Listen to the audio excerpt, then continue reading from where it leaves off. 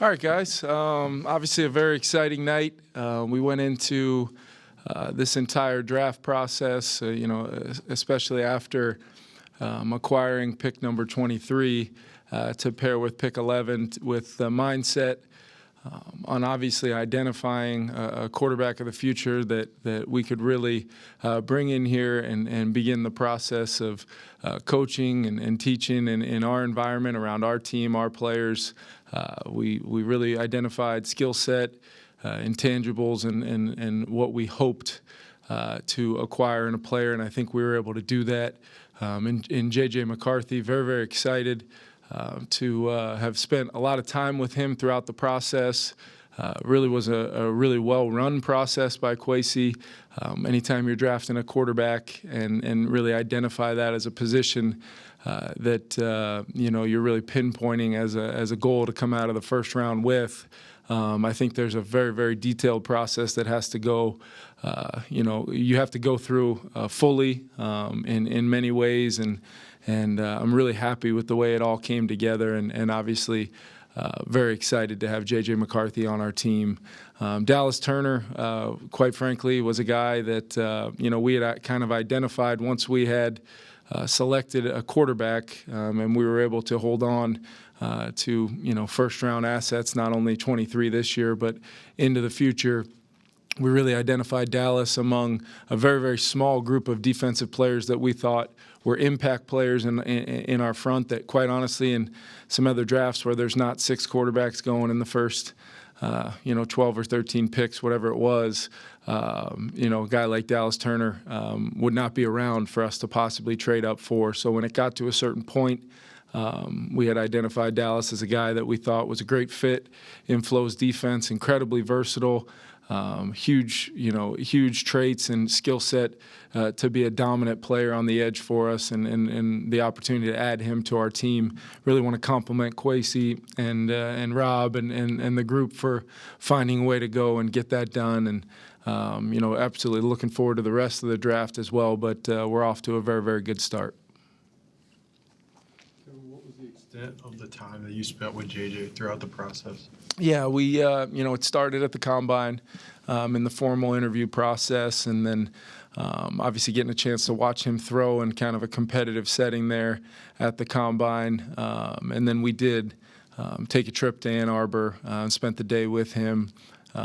Entailed a pretty extensive meeting room time at their facility there, and then we got on the field and were able to between a process of really hoping to be on the grass doing some of our things that we emphasize in our offense, and being able to teach some of those things in the classroom setting. We were able to obviously watch a lot of his tape with him and fill in some gaps on some of the information. Even when you've watched a lot of tape of a lot of players over the years, there's still some questions you have as far as the why, the how, the what, the when, and his understanding of their offense, and his understanding of the pass game of their, with what they did there at Michigan was an outstanding. And then ultimately being able to see him kind of take information directly from me in an install setting and see him take it out to the field was really, really encouraging, for what that may mean for his development and the process that now we get to go through together. And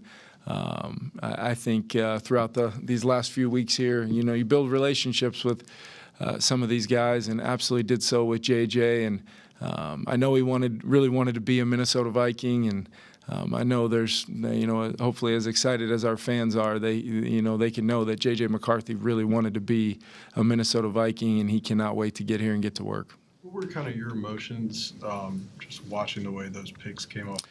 Yeah, there was certainly a range of emotions. You go through it kind of sitting in a place where that quarterbacks were going to be very popular in this draft. That's where you lean on that process, Alec. You lean on making sure that you feel comfortable with multiple scenarios, because that's really what it is. When you go through a draft like this was kind of one of one as far as quarterbacks go. I think 6 in the first 12 picks. I believe it's as fast as that's ever happened, and I can see why. Really talented group of quarterbacks, a lot of guys that you can really see a future building side by side with them. But JJ was a guy, very, very early in the process. Obviously, coming off of a national championship, guys won at every level he's been at. And then when you really dive into the tape and some of the things that I really look for and really emphasize in my evaluation process, there was a lot to really like about JJ's tape, and that was before. He absolutely crushed the process postseason, which is hard to do when you've won a national championship and done some of the things that he did as a college quarterback to then, have a great rest of the process like he did. Attacked it every step of the way. A competitor and a guy that believes very strongly that the best football is out in front of him, and he's going to work like crazy to make that happen. So there was a lot of discussion about the smaller sample size that he had. He Yep. didn't play as much or throw as much, and I don't know if that made any difference to you at all in terms of how you evaluated him or how much you had to project. But to what extent do you think was that tougher of an evaluation because of that, and does it impact projections for like when he gets on the field or when he's ready to play? No, I think a lot might have been made of the sample size, and I think sometimes you can get caught up with looking at box scores and looking at total statistics and attempts and all those things. I really try to, once I've had a full process with, digesting his entire season, you really go back through and center your focus on those weighty downs, those third downs where you see him 3rd and 7, 8, 9, 10, 11, 12, at a pretty strong clip, move the football team and generate new downs and get them down in the red zone and make some big time throws to put the ball in the end zone. In games, big moments in games when they needed him. In some ways to find a way, other ways just to make a throw, other ways to extend a play. He made a lot of those plays, and I've, from a standpoint of how I evaluate quarterbacks, I've continued to learn and evolve and understand that there's information there, that you're staring at that sometimes, you take different routes to get there, but ultimately, by the time I was able to absorb all the film and really get to know JJ a little bit more, connect some more dots, and understand what we're really projecting with a person and player like JJ McCarthy, I'm really excited to have him on our football team. Kevin, what was the first emotion you felt after you did trade up for 10 and you knew you got him? Yeah, I think, there was some emotions going, through my head leading into those moments, just thinking about, the opportunity that still existed to get JJ. But there was, we knew we weren't the only ones that, had identified him as a quarterback that we wanted to select. So in those moments, you start thinking about kind of the what if we're not able to get this thing done and, making that one pick jump. Once we were able to do that and agree to that deal, and I knew we were going to be, selecting JJ, it was just pure excitement because there was a goal of mine coming into the first round tonight to really add that quarterback of the future that we can really pour into and develop. There's nothing I love more than coaching that position and being around it and being around somebody hungry to get better every single day with a great skill set like JJ has.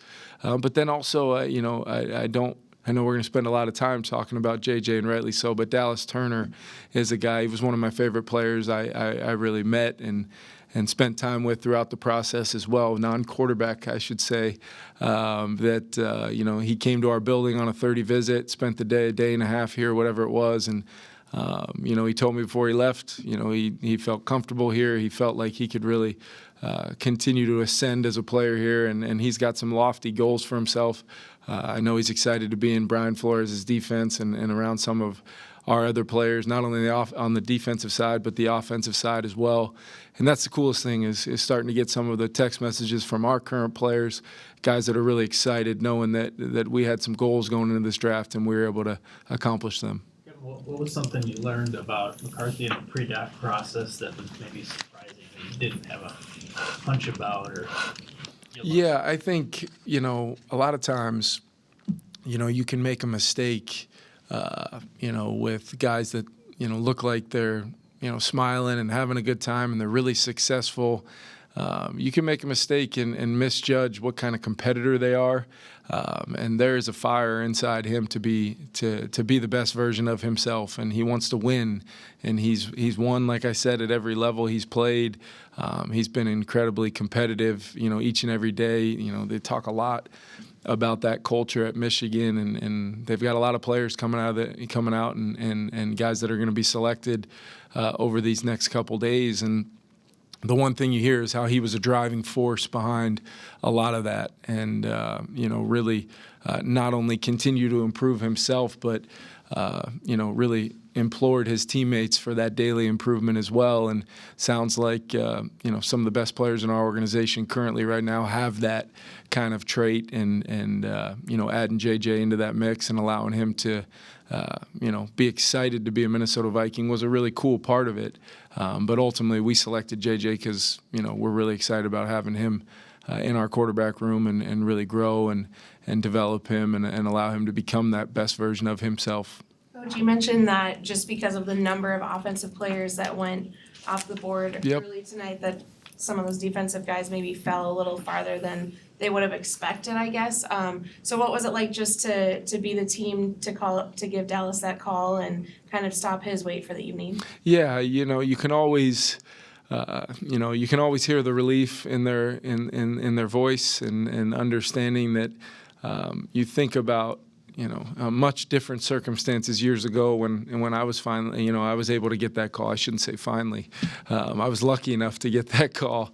But you hear it in his voice. And listen, Dallas Turner is a guy that, quite frankly, we didn't expect to be there in that range, and had really identified him as if somehow, some way, there was an offensive wave that took place. And a guy like Dallas Turner, where he was on our board, the grade that we gave him as a coaching staff, with Flo and his staff, Kwesi and his staff, myself, to identify a player like that, we were just as excited and really relieved as well to be able to call Dallas and make him a Minnesota Viking. Last couple. Kevin, when you get JJ in here now, what is the process like of just getting him ready, and how fast do you kind of put things on his plate?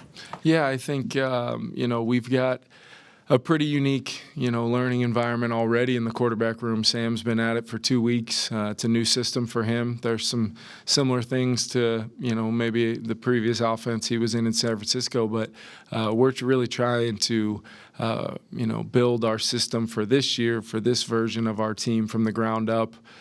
No detail is too small, and really working at a clip that is learnable, digestible, and allow these guys to really stack some days on top of each other. And it'll be the same for JJ. I think our jobs is to maximize our time we do have with him throughout the rest of the spring. And you guys know I consider the spring a learning, teaching phase.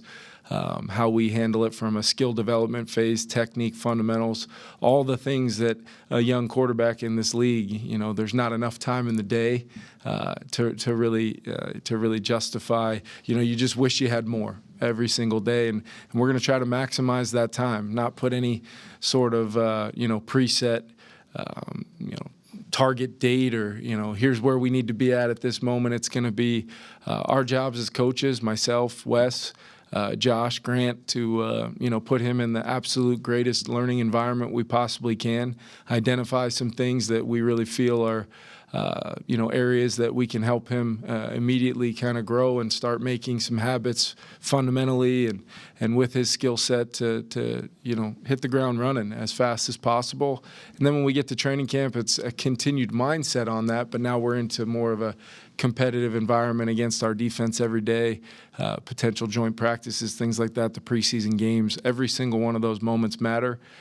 They're all part of a bigger picture, but they're really, as far as I'm concerned, the timeline, knowing that we just added JJ, a couple hours ago, I'm just more excited than anything to get him here, allow him to get around some of his teammates and start building those relationships, as well as I feel great about where my relationship's at with JJ, because I feel like we've built one up in a pretty short amount of time, but he knows that I'm going to be with him every step of the way, and can't wait to get going. Did you talk to the other JJ or text with Justin Jefferson at all about the decision? Tonight I did not. No, the things were happening really quickly, but I know with my dialogue with Justin, really going back a pretty long time, that he was excited about what our plans were and how it would shake out and the different scenarios that were at play. But one thing I know for sure. Is our players know that we added 2 players to our team tonight from winning, successful cultures and guys that have won a lot of football games and are very much intend to continue doing that. And they know, what it takes to work both individually and collectively as a team to try to get those things done. And I think they're going to be pretty darn happy about the environment and the team and the culture and that locker room that they'll be joining. Thanks, everybody. Thanks, guys. Thank you.